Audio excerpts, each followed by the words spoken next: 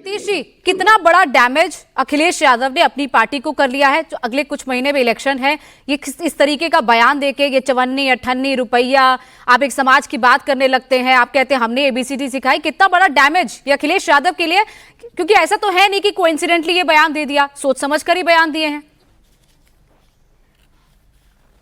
मोनिका जी, राजनीति में भाषा की शुचिता हमेशा बनी रहनी चाहिए और हर व्यक्ति को, चाहे वो कोई भी पॉलिटिकल पार्टी चला रहा हो, उनको अपनी भाषा की मर्यादा रखनी चाहिए। मेरे हिसाब से आदरणीय अखिलेश जी की भाषा जितनी सख्त है, शायद इतनी सख्त ना होनी चाहिए थी। मेरा एक ऐसा मानना है।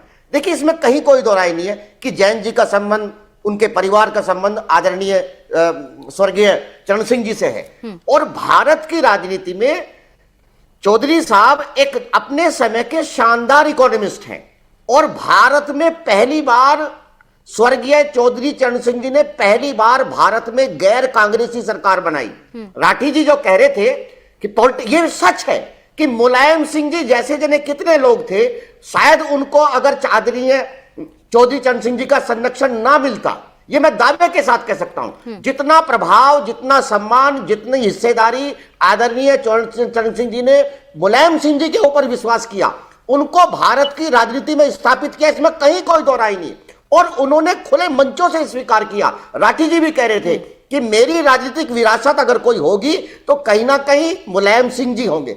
ऐसे व्यक्ति को अगर उनके बेटे हैं अखिलेश जी, अगर इस तरह की भाषा बोलते हैं, वो और कुछ भी कह सकते थे, लेकिन इस तरह की भाषा का प्रयोग नहीं होना चाहिए था। और एक छोटी सी बात और कहता हूं, देखिए चौधरी साहब क्या थे, भारत में जो ओबीसी जातियां हैं बहुत सारी, मैं किसी एक जाति का नाम नहीं ले रहा हूं, अगर आज उनके पास जमीन है तो वो कहीं ना कहीं स्वर्गीय चौधरी चरण सिंह जी की वजह से है। भारत में पहली बार चौधरी साहब जमींदार उन्मूलन कानून लेकर के आए।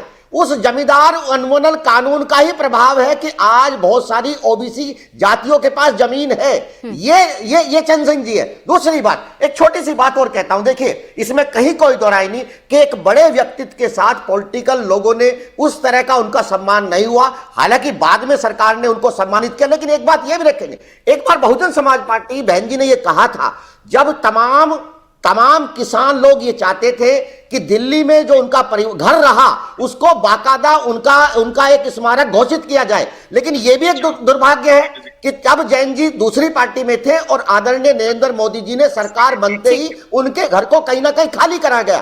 तो ये कहीं मेरा व्यक्तिगत मानना है कि राजनीति में इस तरह की भाषा का प्रयोग नहीं चलना चाहिए। वो उनका परिवार है और जैन जी बड़े सॉफ्ट स्पोकन लीडर है, बड़े सॉफ्ट है, उनकी भाषा बड़ी सॉफ्ट है। इवन पहला बयान आया तो उन्होंने कुछ ज्यादा आक्रामक होकर नहीं बोला था, बोला अखिलेश जी से पूछ लीजिए। एक छोटी सी घटना और बताता हूं, ये इन दोनों परिवार के बारे में एक बात बता देता हूं।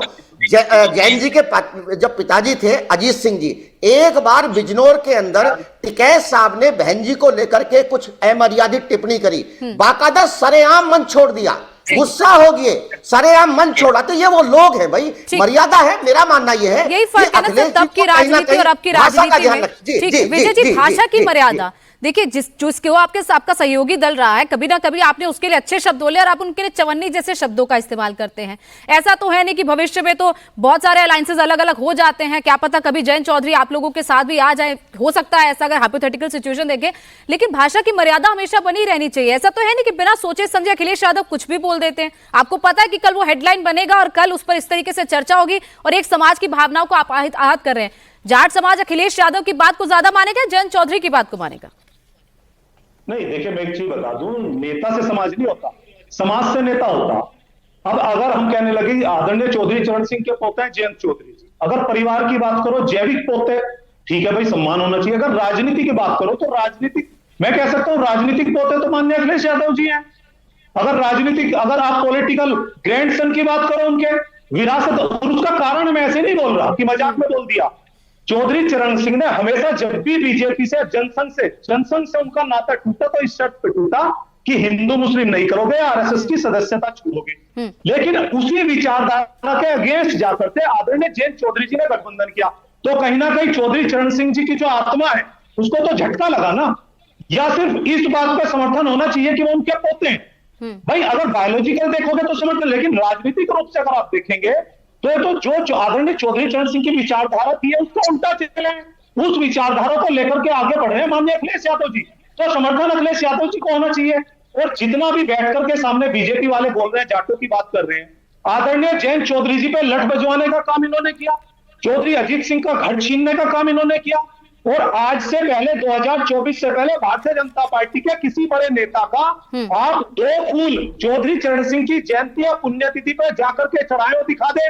उसके बाद जो इनके बैनर पोस्टर हैं, चौधरी चरण सिंह का फोटो आज भी दिखा दो, मैं डिबेट छोड़ दूंगा, बीजेपी के किसी पोस्टर पे दिखा दो। हमारी पार्टी के हर पोस्टर पे, हर चीज में, आपकी पार्टी कार्यालय पे, हर डॉक्यूमेंट पे चौधरी चरण सिंह से हमारी शुरुआत होती है।